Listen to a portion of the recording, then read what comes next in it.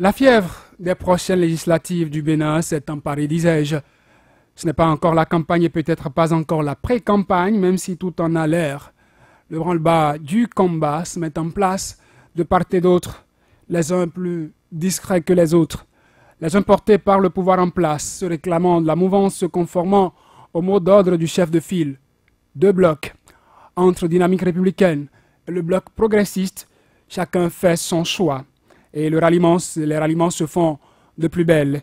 Les autres plus discrets parce que de l'opposition est en difficulté avec le pouvoir en place, pour le moment, se limitant à des sorties pour professer leur unité. Gens qui rient, gens qui pleurent. Nous parlerons ce soir de ce mariage en cours dans la famille, la mouvance. Le fait-on pour le meilleur et pour le pire, ou fait-on simplement l'âne pour avoir le foin? Ulrich Atineou, bonsoir. Bonsoir à vous, Saturnin Diassou, et bonsoir à ceux qui nous écoutent. De plus en plus, le pied à l'étrier, Alilatou Draman, bonsoir. Bonsoir à vous, Saturnin, et bonsoir à toutes et à tous. Et au téléphone avec nous ce soir, Honoré Benjamin Naoum, bonsoir. Bonsoir à vous, Saturnin Diassou, bonsoir les amis auditeurs et bonsoir le plateau. Je parlais de mariage. Chaque week-end, on en assiste. Pas devant un maire, pas devant un prêtre, mais devant micros et caméras. On célèbre le mariage entre partis politiques se fusionnant dans un bloc, que ce soit dynamique républicaine ou bloc progressiste. Est-ce que, pour vous, Honoré Benjamin Naoum, cela présage d'un lendemain meilleur entre ces formations politiques qui s'unissent aujourd'hui? D'abord, ce que nous devrions savoir, il y a une loi qui a été adoptée à l'Assemblée nationale et qui souhaite qu'on ait des partis forts, des partis qui couvrent toute l'étendue du territoire national et non des partis de quartier ou d'arrondissement ou bien même de communes.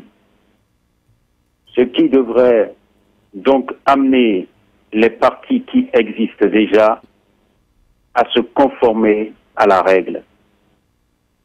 Ça veut dire remplir les nouvelles formalités parce qu'il y a des exigences qui ont été donc intégrées dans la nouvelle loi qui obligent les uns et les autres à opérer donc une mutation. On devrait normalement s'attendre à ce que les grands partis se conforment à la règle, absorbent de petits partis ou de petits partis se rassemblent pour former un grand parti. La terminologie bloc, en réalité, est ce qui est à combattre. Parce qu'on a rejeté donc dans les nouvelles dispositions la formule d'alliance. Donc on ne devrait plus procéder à la constitution de bloc, mais on devrait procéder à la constitution de partis. C'est ce que la loi nous dit. C'est vrai que l'idée de bloc a été annoncée pour avoir deux formations politiques qui soutiennent bien entendu les actions du gouvernement. Mais on ne peut pas continuer à utiliser l'expression de bloc. C'est pourquoi ils sont obligés donc de se muer en parti politique, certainement suite à un congrès. Pour l'instant, il y a des idées qui sont avancées et certains partis se rassemblent autour de cette idée. On parle de dynamique ceci, on parle de progressiste par là. Ce qui, personnellement, m'embête un tant soit peu, c'est qu'on est en face de ces deux blocs-là un leader, le président de la République. Et jusqu'à présent, j'attends de voir, parce que cela va étonner plus d'un, cela va étonner toute la communauté, qu'un président de la République soit leader de deux philosophies. Parce que là, nous avons les progressistes qui auront leur philosophie, les républicains auront leur philosophie, les deux entités iront à une élection, et en réalité, sur le terrain, chacun doit pouvoir défendre ses couleurs, et que ce soit derrière un seul homme qui fédère ces deux blocs. Et justement, Honoré Benjamin, moi, en la matière, peut-on parler de philosophie de chacun ou de paternité de chacun? Je ne vous reçois pas bien. En la matière, est-ce qu'il faut toujours parler de deux philosophies ou d'un seul père, de paternité? Non, c'est deux philosophies. Parce que ces deux blocs n'auront pas la même philosophie. C'est vrai qu'en écoutant... Vous n'allez pas me dire que les tests qui vont sanctionner la création du bloc progressiste et les tests qui vont sanctionner la création de la dynamique unitaire ou je ne sais où est bien les républicains, vous n'allez pas me dire que ce sont les mêmes documents qui seront déposés. Le nom progressiste est accompagné d'une idéologie. Les républicains seront également accompagnés d'une idéologie. Mais voilà qu'il y a un seul homme qui coiffe les deux idéologies. Et les deux idéologies l'appellent leader. Moi, je relève donc une ambiguïté. Ce qui devrait être normal, c'est qu'il y a un bloc de partis ou bien un parti politique chapeauté par le chef de l'État et c'est ce parti qui l'accompagne, qui le soutient. Mais voilà, ils ont choisi deux blocs. Je ne sais pas comment cela va se faire sur le terrain. Et là, nous sommes en train de parler, bien entendu, de la mouvance. Dans le débat, on parlera également de l'opposition. Laurent Chatinaou, voyez-vous, vous aussi, ce qui se fait sous l'angle de philosophie, c'est vrai, disait Alej Dia, Honoré Benjamin Naoum, en écoutant Issa Salifou Saleh, qui était, je crois, dans la première circonscription électorale le week-end dernier, au congrès de son parti, l'UPR, on l'entendait dire que les progressistes, ce sont ceux qui ont à cœur le social, qui pensent aux populations et tout. Pensez-vous qu'il faut voir la chose sous l'angle de philosophie ou sous l'angle de qui nous suivons, qui nous réunit, qui est notre papa? Nous sommes... Je crois que les deux aspects sont à considérer dans ce que nous sommes en train de vivre, parce que quand vous parlez de paternité, c'est vrai, pour les élections à venir, ils diront tous, nous sommes de la mouvance ou de la majorité présidentielle. Mais cette paternité étant reconnue, il faut reconnaître également qu'ils iront sur le terrain pour se combattre. Ils iront sur le terrain politique, ils iront en campagne pour quand même dire, venez voter pour moi. Donc c'est dit que ils iront avec des idéologies, ils iront avec un message pour la population. Autrement dit, il doit y avoir quand même, il doit y avoir cette question de philosophie, il doit y avoir cette question de vision, il doit y avoir cette question de ce que nous défendons ou ce que nous prônons, nous, en tant que parti politique.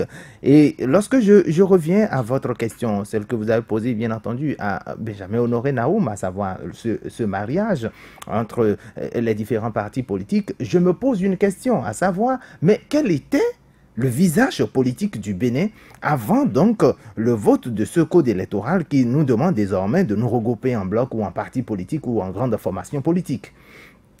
Il y avait, on a l'habitude de dire qu'il y a plus de 200 partis politiques dans notre pays, le Bénin. 200 partis politiques, mais concrètement, combien animent la vie politique dans ce pays? Combien anime la vie politique? S'il fallait tenir compte s'il fallait exécuter, s'il fallait tenir compte de ce que nous avons comme code électoral adopté, je crois, en 2013, ben, il y aura peut-être environ 10 partis politiques reconnus au plan national. C'est dire quoi? C'est dire que si vous constatez aujourd'hui que des 200 ou la kyrielle qui reste, les autres partis politiques qu'on ne reconnaît pas ou qui ne participent presque jamais à la vie politique du pays, que ces partis politiques commencent par donc afficher leur position, dire nous rallions tel parti politique, nous sommes désormais, c'est dire que il fallait ou il faut pour ces partis politiques non seulement de dire que nous existons encore, pour eux, c'est une manière de s'inscrire encore dans la vie politique du pays, et d'autre part, c'est pour eux également de jouer la carte du suivi, de leur suivi, parce que vous auriez constaté que si éventuellement ils ne s'annoncent peut-être pas maintenant, ils n'auront peut-être plus jamais la chance de le faire, parce que entre-temps, on aurait déjà connu les grandes formations politiques et leurs aliments n'auront aucun effet. Et mieux, parce que vous avez vu lors des dernières élections présidentielles, on a vu des gens par exemple comme Pascal Irénée Koupaki avec la nouvelle conscience. Tout le monde se disait mais avec celui-là, en face peut-être des autres, personne ne misait peut-être sur Sébastien Diavon, personne ne pensait au président Patrice Talon et autres. Donc il y avait ceux-là, il y avait Abdoulaye Biotchani, ancien ministre, mais il peut faire mal, mais il y avait ceux-là, mais la réalité des urnes a démontré tout le contraire. C'est dire que on peut faire des ralliements, on peut donc fusionner les efforts, on peut donc dire aux micro-partis de se rassembler pour donc aller faire ou militer au sein d'un bloc ou d'un parti politique. Mais la réalité demeure encore celle des urnes.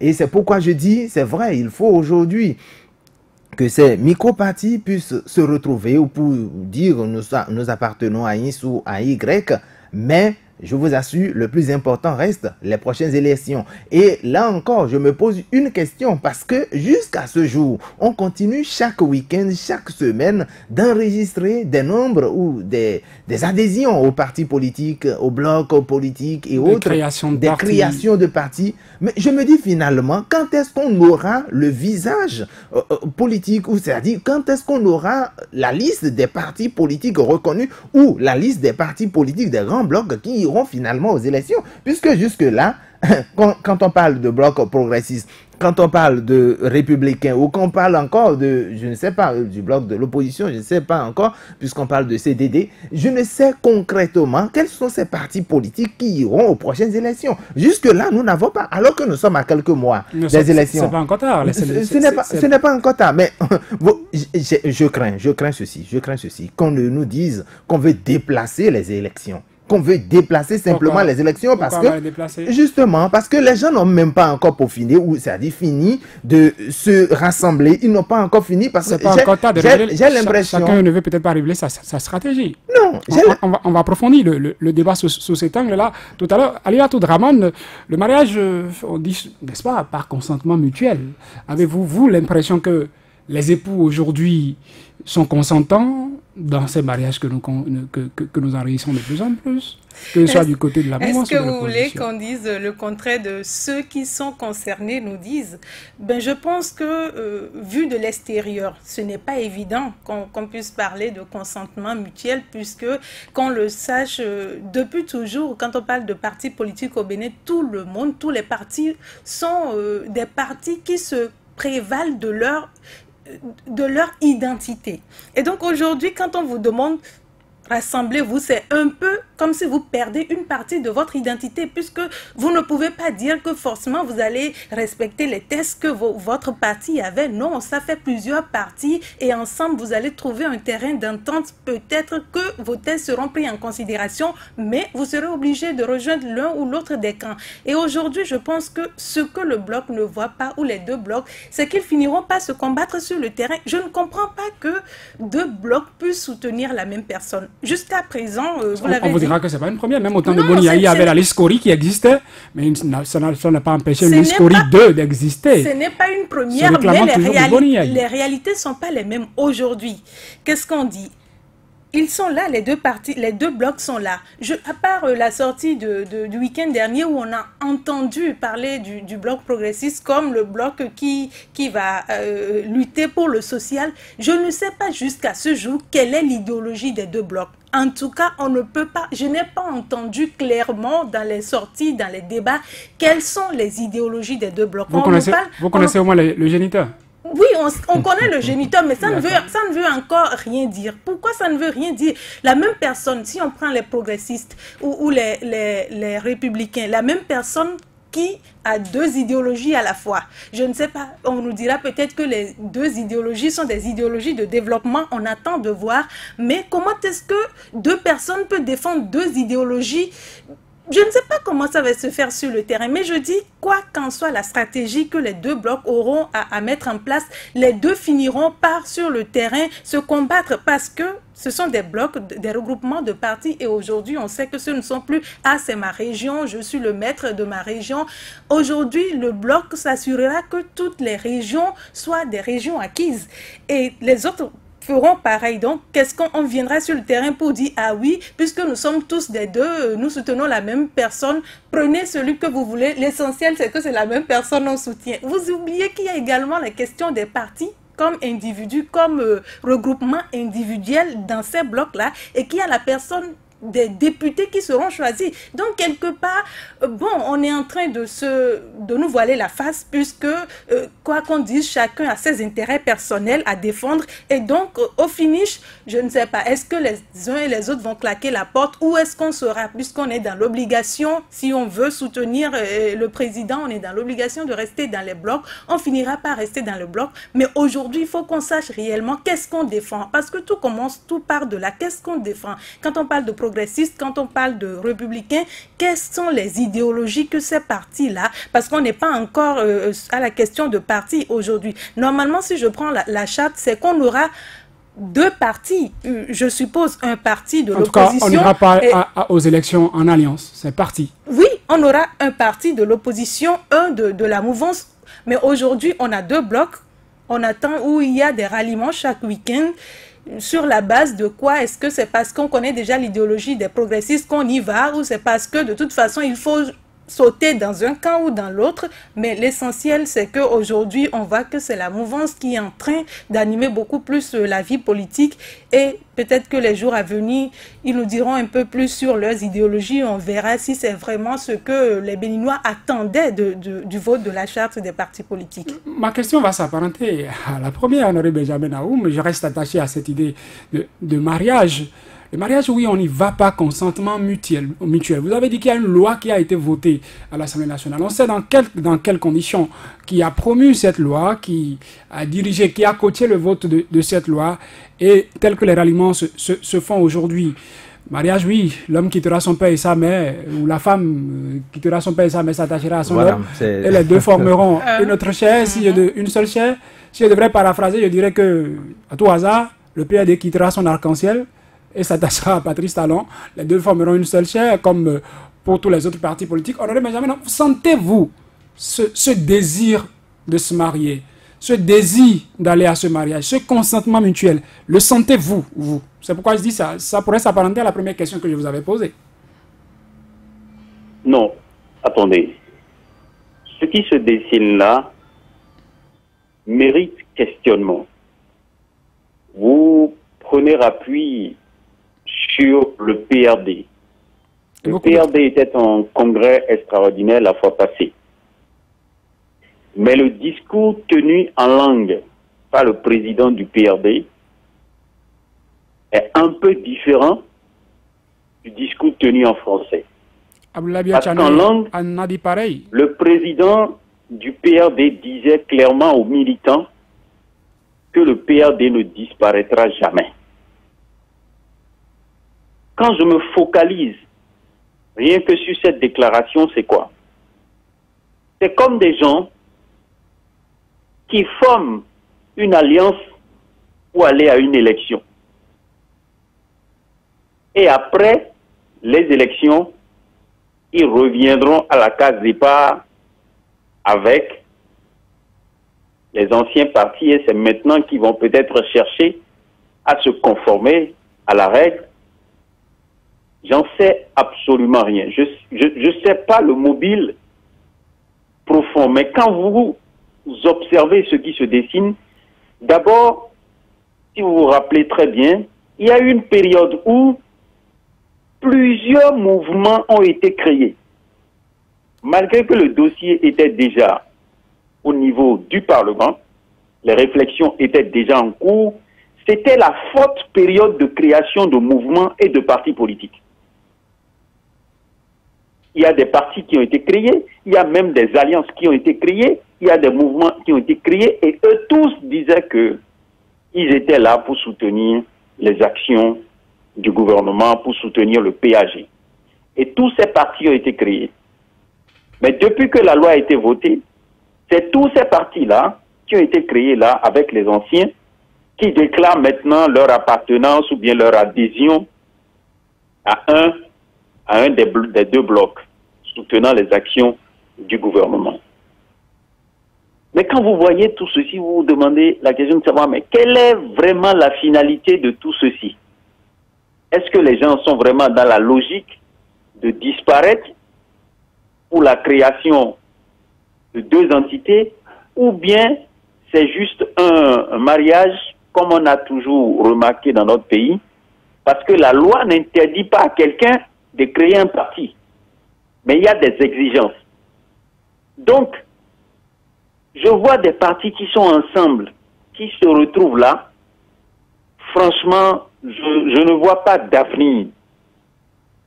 Quand vous voyez les animateurs, les hommes, qui se mettent ensemble là pour dire qu'ils sont en train de créer un parti politique appelé progressiste ou républicain ou j'en sais quoi, quand vous les observez bien, quand vous faites un feedback et vous regardez en arrière, vous vous posez des questions. Mais attendons d'être surpris agréablement. Et là, on ne peut que attendre, voir leur participation aux élections et constater peut-être 3 mois, 6 mois, 1 an après, pour savoir effectivement que ce sont des gens engagés pour un mariage qui va durer des années ou des dizaines d'années. Je pense que c'est l'avenir qui va véritablement nous situer. Mais maintenant, nous sommes avec des questionnements. L'avenir va nous situer, Richard Teneou, mais le passé peut nous renseigner.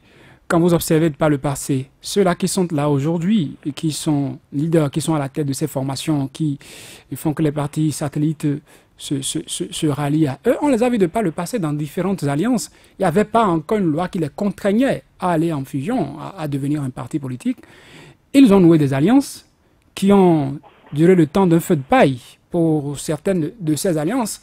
Entre-temps, ça a été ça. Pendant que je peux estimer qu'il n'y avait pas une obligation qui était là, qu'il n'y avait pas une loi qui exigeait, on s'est épousé, on s'est marié. Oui. Et puis, le mariage n'a duré a fait que le temps d'un instant.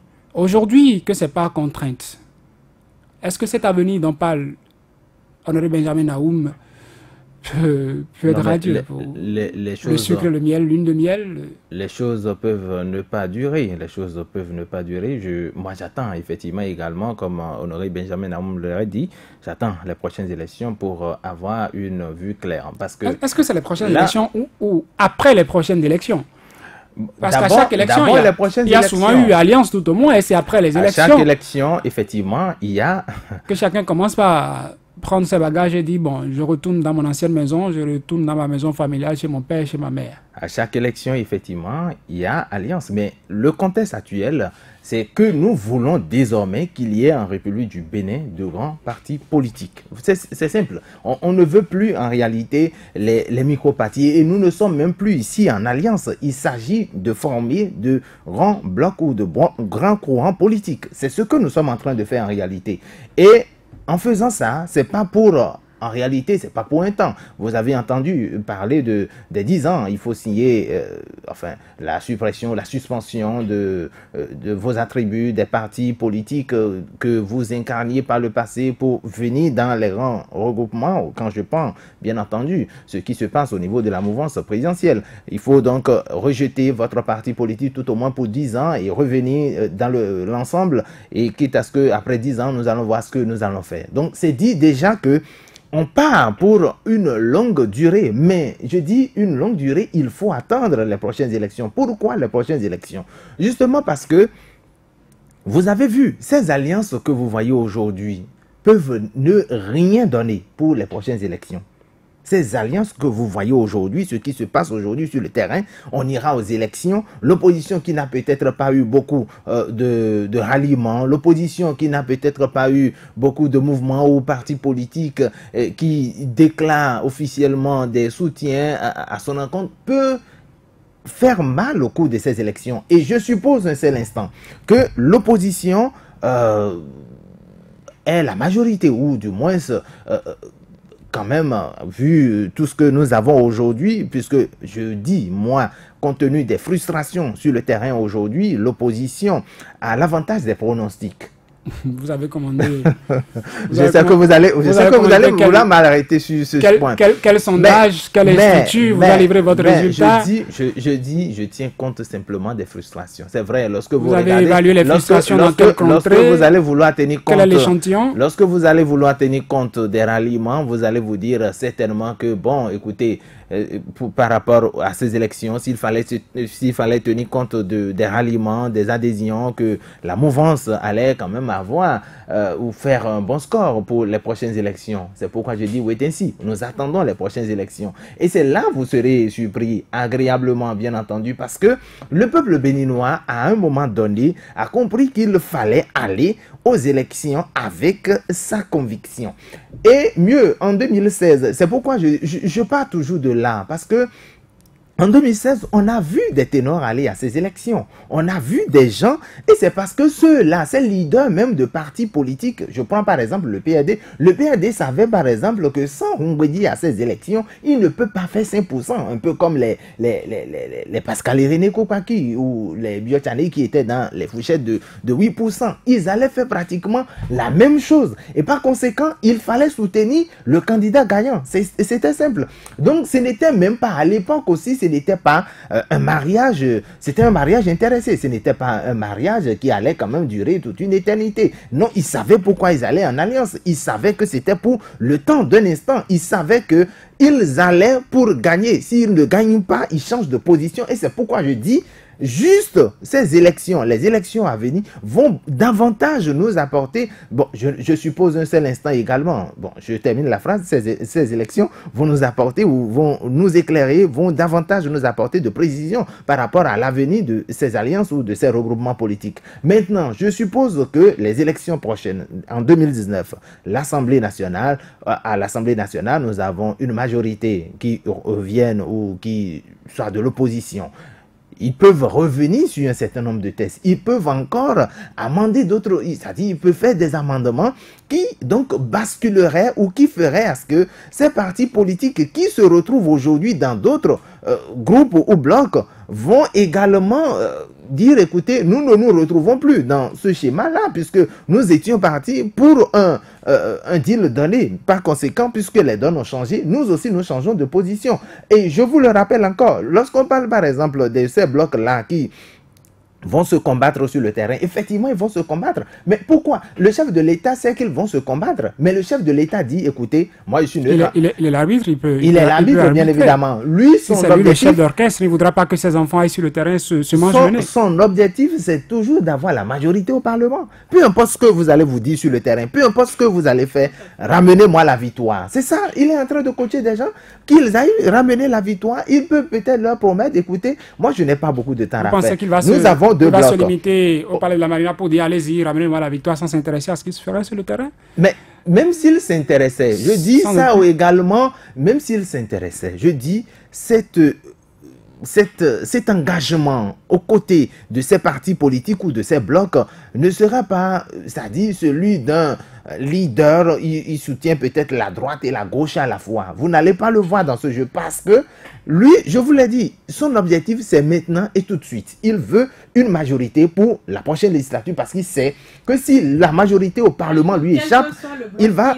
Avec la majorité, l'essentiel c'est qu'il ait la majorité. Tout à fait, tout à fait. L'essentiel c'est qu'il ait la majorité parce qu'il sait que s'il n'a pas cette majorité, il va peut-être terminer difficilement son mandat. Et il lui serait également difficile de revenir. Donc déjà, avec les prochaines élections, les cas sont très compliqués. Vous avez vu la création, par exemple, d'un troisième bloc qui, on ne sait jusque-là, parce que ça va donner ou qui va quand même... on ne sait pas. Lequel des blocs parlez-vous? Non, je parle de l'UDBN. Je parle de l'UDBN, bien entendu. L'UDBN a refusé de fusionner. L'UDBN a refusé effectivement de fusionner. Et jusque-là, on ne se pose pas des questions. C'est juste, après, on a fait quand même un débat là-dessus ici. Et juste après, on a continué les analyses. Et ça a révélé aussi que c'est parce qu'on veut justement appliquer les tests en la matière, c'est-à-dire le nouveau code électoral voté, puisqu'on a dit que si on n'a pas 4 partis politiques en compétition, c'est-à-dire, on revient sur les anciens taux, enfin, les taux entre-temps à appliquer. Bon, par conséquent, lorsque vous avez... Je ne sais pas si c'est moi qui me tromperai. Si on a 4, si on a plus de 3. Si on a plus de 3, c'est ça ce que je dis. Si on a 4. Donc, il fallait, par exemple, également créer un 4e parti. Je dis aujourd'hui, qu'est-ce que je veux dire? C'est sans compter avec ce que fera l'opposition qui n'est pas encore clair. Justement. Mais finalement, l'opposition, tout porte à croire que l'opposition ira, c'est-à-dire fera un seul bloc ou ira avec une liste. Et par conséquent, si nous avons 2 au niveau de la mouvance, ça fait 3. Pour revenir très rapidement sur la question de mariage, vous vous rappelez qu'à l'origine, ce n'était pas parti pour 2 blocs. 2 blocs a été imposé. Donc, si on prend cet exemple-là, ça veut dire que dès le départ, ils ne sont pas pour 2 blocs. Peut-être qu'il y en a... Parce qu'on est tellement nombreux, enfants de notre papa. Oui, et puis on nous parle de grands partis. On ne nous a jamais dit qu'il fallait 2 partis ou qu'il en fallait 3. Donc aujourd'hui, si à ces partis-là, on donnait le libre choix de se décider, je suis sûre qu'il y en aura qui ne vont jamais rentrer dans ni progressistes, ni républicains. Donc, libre à eux de faire comme l'UDBN. Libre à eux de faire, peut-être, oui, l'UDBN est venu après. Peut-être que si en ce moment, au début, ils avaient eu autant de courage que l'UDBN, ils auraient pu avoir ces idées-là et se décider, dire oui, malgré ce que le chef nous demande, non, on veut 3 partis, on en veut 4 et on en crée 4 parce que nous-mêmes, nous avons nos stratégies. On pense que si c'est 3, il faut 3 pour que ça marche. Donc, c'est catégorique que dès que les élections vont finir, il y en auront qui quitteront ces blocs-là, qui en formeront d'autres et qui vont espérer parce que ils sont là vous m'excusez, sans conviction. On vous impose 2 choses. De 2 choses, l'une, soit vous choisissez l'une ou l'autre. Donc ici, il n'y a pas de conviction. On y va parce qu'on est obligé. Non, c'est pas. Ils vous diront que ce n'est pas parce qu'ils sont obligés. Vous n'avez pas évalué leur conviction. Voilà, vous n'avez pas. On n'a pas évalué leur conviction, mais si dès le départ, ils ne sont pas partis sur la base de 2 et que c'est une imposition, on suppose que c'est en cours de chemin que, bon, ils ont dû évaluer les risques, les pour et les contre et qui se sont dit, ah oui, ça nous va, on saute dans tel bloc ou dans tel autre. Mais je dis, si dès le départ, ils n'étaient pas pour 2 blocs et que ça a été imposé, je pense que quelque part, dès que les élections vont finir, certains vont quitter la barque et créer d'autres blocs. Non, mais j'avais Naoum, jusqu'ici on parle de bloc. Mais on sait que dans les tests, ce n'est pas alliance, c'est parti politique.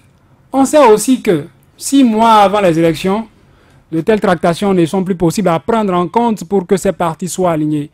Est-ce qu'on ne peut pas soupçonner à juste titre qu'il y a déjà un récépissé quelque part pour le bloc progressiste, un récépissé quelque part pour la dynamique unitaire, et qu'on pourrait sortir au dernier moment pour dire que ce parti était déjà créé depuis et qu'il n'y a eu que de ralliement, de mise en forme ou de mise en conformité? Il n'y aurait pas de souci. Je pense qu'ils ont leur calendrier pour pouvoir mettre en place le bloc républicain et le bloc Nous sommes à moins de 6 mois des élections. Et dans les tests, c'est 6 mois avant forcément. Nous sommes actuellement à moins de 6 mois. Et si bloc unitaire, en tout cas bloc progressiste n'existait pas encore en parti formel, si dynamique républicaine n'existait pas encore en parti formel, comment ça va se passer? On va repousser les législatives pour pouvoir prendre en compte ces partis qui seront créés? Vous voyez que vous renforcez l'ambiguïté. Vous renforcez l'ambiguïté et je suis sans voix. Je ne sais quoi vous répondre. Je ne sais quoi vous répondre sur ce volet-là. Parce qu'aujourd'hui, on ne devrait pas être en train de parler de la création ou bien de parler de ralliement. Parce qu'avant de rallier quelque chose, il faut constater sa création. Et vous êtes d'accord avec nous sur le plateau, comme quoi, jusqu'à présent, on ne sait pas si ces partis-là existent. Donc, si les partis n'existe pas. Mais les gens qui adhèrent, c'est effectivement suspect. C'est suspect où effectivement on peut tenter de dire, bon voilà, peut-être que les partis, les blocs sont déjà créés. Mais pour créer un bloc, on sait les membres. Il faut avoir les membres, il faut un congrès constitutif. Est-ce que ça a été fait en catimini ou pas? Je pense que nous allons attendre pour constater ce qui va se passer. Parce que quand vous mentez et quand vous écoutez les acteurs politiques, la préoccupation de ces acteurs, ce n'est pas la création d'un bloc. Où sera ma position sur la liste à déposer pour les élections? C'est ça la préoccupation des acteurs politiques, que ce soit de la mouvance ou de l'opposition. C'est la préoccupation actuelle. Les gens s'interrogent, les gens se demandent, mais où est-ce qu'ils vont nous mettre? Si je viens avec mon parti, est-ce que je serai seul sur la liste qui sera déposée, ou bien on pourra donc prendre d'autres militants de ma formation politique? Voilà les préoccupations qui animent les acteurs politiques aujourd'hui. Et donc, n'ayant pas une idée claire sur la création, mais en constatant plutôt des adhésions de part et d'autre, je suis d'accord avec vous qu'effectivement, il y a des questionnements aussi à ce niveau.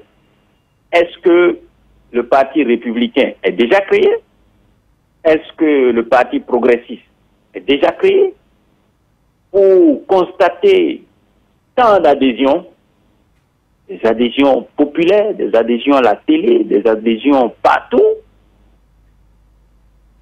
Donc, c'est les jours à venir qui vont véritablement nous situer. Mais je pense quand même que nous avons des tests, nous avons des lois. Même si certains sont décidés à bafouer les tests, et au-delà de tout ça, nous avons une constitution. Et nous connaissons la période dans laquelle on doit aller à une élection législative. Donc je ne voudrais pas participer à l'encouragement de certains acteurs à préconiser le report. Il n'y a pas de report possible. Que le COSNEPI travaille à déposer sa liste, que la Sénat se prépare et que les partis politiques commencent à former leurs militants au déroulement du scrutin, parce que ça c'est le volet important pour les partis politiques. Comment contrôler le scrutin? Comment assurer la fiabilité du scrutin? Et donc, que chacun joue sa partition et qu'on puisse constater après. Parce qu'effectivement, si vous ne respectez pas les tests, si vous ne créez pas un parti au moment opportun, vous ne devriez pas participer aux élections. Mais comme on est dans la ruse et la rage, tout est possible. Donc, moi, je ne voudrais pas focaliser mon attention sur un report. Pour moi, il ne devrait pas y avoir deux reports. On doit aller aux élections et chacun connaît à peu près la période où on doit aller aux élections. Donc, le chef de l'État doit se préparer à convoquer le corps électoral et toute la machine doit se mettre en branle avec les financements. Dès que les budgets seront déposés, que ce soit au niveau du COSNEPI, certainement les travaux sont en cours, ils ont déjà reçu du financement certainement, le montant qui reste doit pouvoir suivre. Au niveau de la Sénat, on doit déposer le budget, on doit se préparer à donc organiser les élections dans notre pays et que le meilleur gagne. Si la mouvance qui gagne et que le président de la République arrive à rafler tout, ou bien à sa majorité au Parlement pour réviser la Constitution, ça veut dire que c'est le peuple qui l'aurait choisi. Et si c'est le contraire, alors que tout se passe dans les règles de l'art et que chacun se respecte. Je pense que ça doit être le moment précis pour les partis politiques d'aller dans ce sens de réflexion et non de se concentrer sur des adhésions à la télé. Pour moi, tout ça, c'est une comédie. Parce qu'on ne peut pas dire qu'on est en train de vouloir créer des partis forts et que des mouvements se créent chaque week-end. Et ce qui est même bizarre, je ne sais même pas si vous avez constaté, c'est qu'un mouvement se crée et le mouvement dit j'adhère. Je donne un exemple, je ne veux pas stigmatiser parce que je viens encore de constater qu'il y a une actualité du genre, c'est qu'il y a un mouvement qui a été créé et ce mouvement vient adhérer au regroupement Bénin en route et les deux maintenant vont aller dans une dynamique. Je ne sais pas si vous me suivez. Un petit mouvement de quartier se crée. Le petit mouvement va adhérer d'abord à un grand regroupement et ce grand regroupement ira se fondre maintenant dans la dynamique où les républicains ou les progressistes. Vous voyez, vraiment, c'est une salade, c'est une sauce. Dans la généalogie, le dernier né, c'est le mouvement. Dans la généalogie, le dernier né, c'est le mouvement. Le mouvement choisit son papa, Bénin en route. Oui, et le papa va maintenant, c'est le grand-papa. C'est le grand-papa. Pour pouvoir donc faire le job sur le terrain. C'est plus simple. Tout ça, je vous dis, c'est pour distraire. Les citoyens de ce pays doivent focaliser leur attention sur la tenue du scrutin dans les règles de l'art. Et chaque parti doit se préparer pour le contrôle et la fiabilité. Parce que c'est ça la priorité. Parce que si vous ne formez pas les gens pour rester dans les bureaux de vote et vous comptez sur quelqu'un, mais ils vont vous zigouer, ils vont vous tourner en bourrique.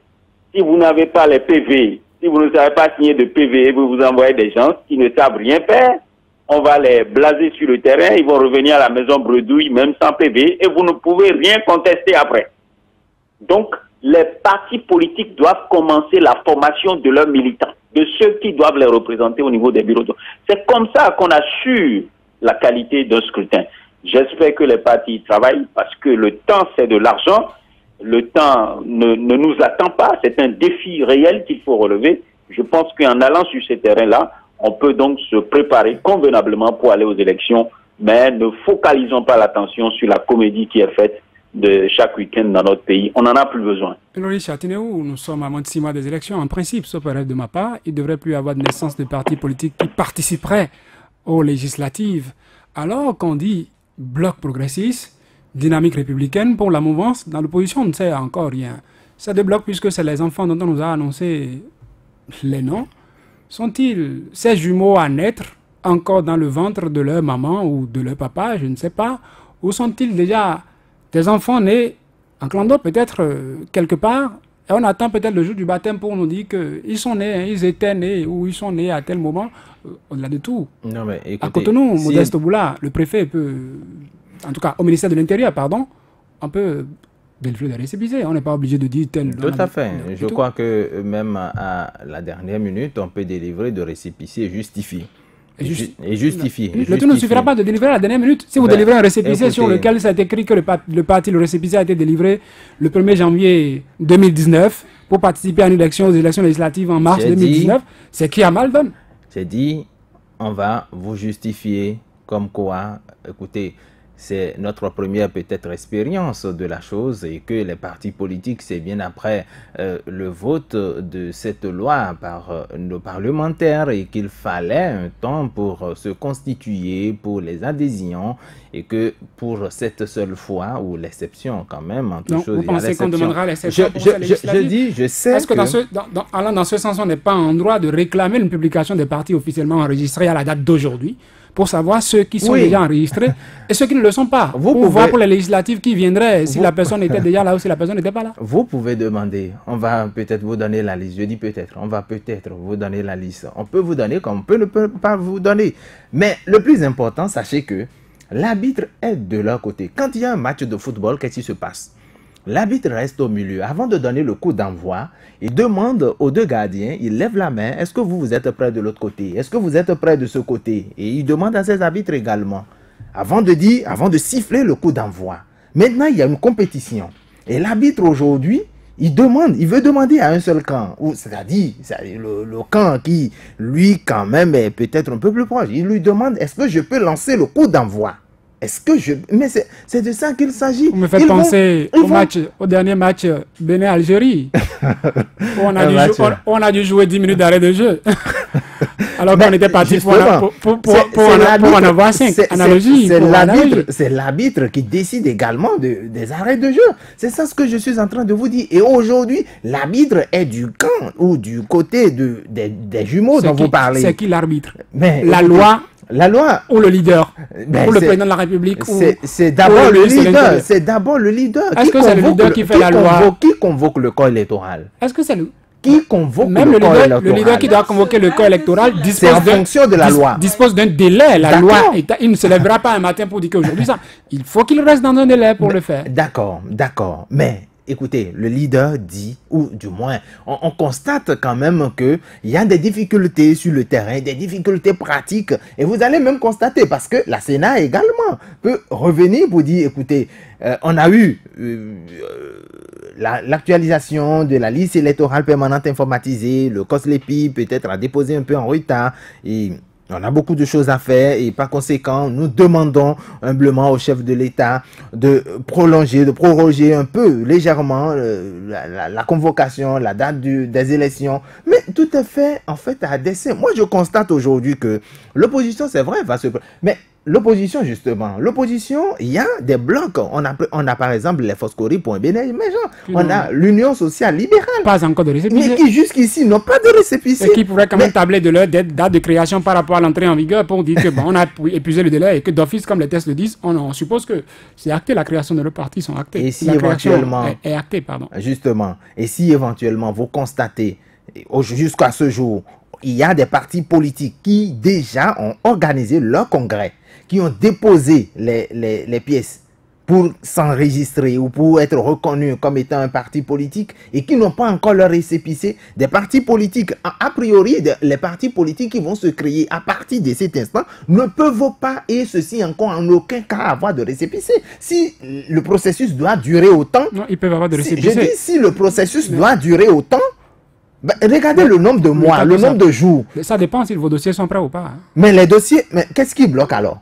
Si les dossiers ne sont pas prêts, mais notifiez ça tout au moins à ces partis politiques, à ces regroupements. Dites-leur, vos papiers ne sont pas à jour, qu'ils aillent se constituer ou qu'ils aillent remplir les formalités avant de revenir. Mais c'est comme ça se passe. Je ne sais pas si vous avez été à la préfecture pour enregistrer une ONG une fois. Vous pouvez aller 5 fois. On vous dira que telle pièce, que tel dossier ou que votre statut n'est pas en forme et qu'il y a des incongruités dedans et qu'il faut relire, il faut faire ceci. Mais c'est comme ça. Il faut à tout moment revenir là-dessus pour voir si éventuellement les choses sont au point. Maintenant, vous laissez tout le monde. Et peut-être à la dernière minute, vous allez dire, nous ne validons pas tel ou tel parti politique parce qu'il n'a pas rempli toutes les conditions. Et c'est à l'heure là, vous voulez justifier. Et vous pensez qu'à l'heure là, les gens ne vont pas vous tasser de mauvaise foi. Non, je pense que les choses sont claires, les choses sont là et vous allez voir comment ça va se passer. Les partis politiques même de l'opposition qui iront en compétition, mais c'est d'abord, ça va se décider, ça se décide. Avec qui on peut compétir pour remporter, avec qui on ne peut peut-être pas compétir. Il y a beaucoup de choses, des calculs qui aujourd'hui, c'est pourquoi je dis, qui sont ceux qui donneront le coup d'envoi de la compétition. Ce sont encore eux. Et ils vont d'abord s'assurer qu'ils sont prêts avant de lancer la compétition. Mais c'est clair. Donc, ils sont toujours, est-il, dans la logique, dans leur logique. Et je pense que nous assistions encore jusqu'à cette heure-ci. Nous sommes aujourd'hui en novembre, qu'il y ait encore des ralliements de partis politiques ou à un grand ensemble. Je dis, c'est des choses... Les ralliements n'ont pas de délai, c'est les créations qui ont de délai. Les ralliements n'ont pas de délai, justement. Mais les partis n'existent peut-être, je dis peut-être pas encore. Il y a des ralliements, on ne sait même pas quand est-ce que ceux-là iront sur le terrain pour faire le travail. Ou quand est-ce qu'ils vont échanger avec les militants à la base pour que ceux-ci comprennent réellement ce qu'ils défendent, ce qu'ils veulent faire pour eux. Je dis tout est flou. Donc nous allons à une élection précipitée. Et c'est là je condamne encore une fois les parlementaires qui ont voté une telle loi de la dernière minute pour que cela soit appliqué tout juste pour les élections qui doivent venir. Ils ont voté la loi dans le délai. Ils ont voté la loi 6 mois avant les élections. Ils ont voté, non justement, parce que la mise en application, le processus, la Cour constitutionnelle, le président qui doit promulguer, tout. Mais écoutez, regardez, vous voyez là où nous sommes. Alila Toudraman, pour finir, oui, Alila Toudraman. Vous savez, si je m'en tiens à la logique de Ulrich, c'est que ce serait regrettable qu'une fois de plus, on constate que nos lois et nos textes ne seraient parce que pour le moment, on n'est pas dans la situation, voilà, ne serait pas respecté. Vous prenez bien les précautions. Oui, on n'est pas dans la situation. On respecte les tests. On ne vous a pas encore dit qu'un parti est né hors délai. Puisqu'on n'a pas encore la précision, donc pour le moment, ce serait regrettable. Et on ne le dira pas assez, les élections, les résultats qui sont contestés viennent toujours des préparations mal faites. Et aujourd'hui, si le peuple béninois, si ceux qui vont aux urnes ne sont pas aussi rassurés de la transparence de ces élections, je crois que quelque part, il y aura mal donne et le peuple risquerait de ne pas approuver les résultats des urnes. Je ne sais pas à qui ça arrange aujourd'hui ou qui sera aujourd'hui plus ou moins dans les bonnes grâces si les choses ne sont pas faites comme elles se doivent. Et ce serait regrettable parce qu'aujourd'hui, que ce soit l'opposition ou la mouvance, l'objectif final, c'est que chacun puisse avoir assez d'élus à la fin des élections, les résultats. Et si de l'autre côté, on se tait parce qu'on se dit, oui, on n'a pas encore nos récipicés et que les tests ne sont pas respectés parce qu'on espère que les récipicés vont venir ou qu'on est en train de voir de l'autre côté, chaque week-end, il y a des sorties. On est en train d'espérer voir mieux dans la stratégie de l'autre avant de faire une sortie, avant de se lancer sur le terrain et de démontrer sa stratégie. Ce serait regrettable pour les deux camps. Et même quand on parle de regret, je pense que c'est au peuple béninois d'en pâtir. Ils font leur jeu politique, tout tombera à la fin sur ces peuples, sur ces béninois-là qui finiront par les élire, puisqu'ils sont là pour mettre en place des projets de développement. Et aujourd'hui, le jeu qui se fait, c'est avant tout, il faut qu'on sorte notre tête de ce qui se passe. Et Honoré l'a dit, sur quelle liste je serai? Est-ce que, malgré tout ce que je fais, mon nom sera sur cette liste, sur ma liste? Est-ce qu'on ne va pas mettre quelqu'un? Et ça va commencer par là également dans les blocs. Il y a ceux aujourd'hui des partis qui sont sûrs et rassurés à 100% que quoi qu'il adviendrait, le jeu ne pourra pas se faire sans eux. Et imaginez si ça arrivait. Est-ce que ces partis-là seront d'accord à 100% de mener le jeu jusqu'à la fin malgré que leur objectif ne soit pas atteint? Et donc, quoi qu'on dise, je pense que les jours à venir nous réservent beaucoup de surprises et les jeux vont commencer dans les blocs, quel que soit de l'opposition, de la mouvance. Et si on ne s'y prend garde, c'est ça, non? Si on y prend garde, voilà. Si on y prend garde, c'est le peuple béninois qui sera à la fin le perdant. Oui. Votre nom était sur ma liste, dans mon bloc, Alilatou Draman. Merci. Le vôtre aussi, Ulrich Atineou. Je ne vous dis pas à quelle position, titulaire ou suppléant. Vous êtes de quel bloc? Honoré Benjamin Naoum, la tête de liste, s'il vous plaît? Non, ce qui est certain, beaucoup le disent, hein. Jusqu'à présent, on ne sait même pas si ce code a été promulgué ou pas. Donc attendons.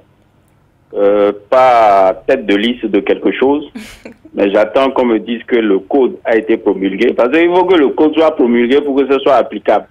Tout à fait. S'il n'est pas promulgué, et donc, aussi, retenez une chose, en vigueur pour l'élection, les acteurs politiques trouveront toujours de listes pour aller à une élection.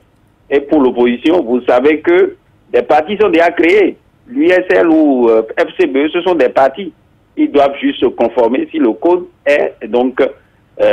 comment dirais-je, si le code est adopté ou promulgué. Merci, Honoré Benjamin. Moi, je ne changerai pas de place, vous serez tête de liste sur ma liste pour mon bloc. Ulrich Atineou, Alilatou Draman, ça dépendra de quelle circonscription électorale vous voulez, pour que je vois. Mohamed Yamini, je verrai bien s'il faut créer un autre bloc pour vous. Mesdames, Messieurs, vous également, sur notre liste, vous occupez des places de choix. C'est pourquoi nous faisons tout ceci pour vous. Pour ce soir, ce sera tout et c'est à vous que nous devons nos remerciements de nous avoir suivis.